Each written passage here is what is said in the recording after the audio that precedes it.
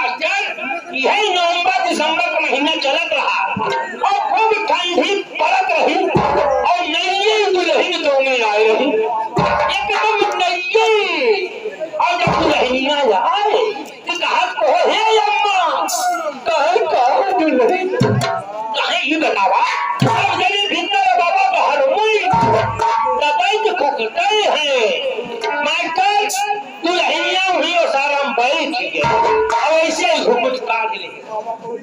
ऐसे ऐसे ही दुल्हनिया घुमुट काट के और अपने बाबा को बुलावता कैसे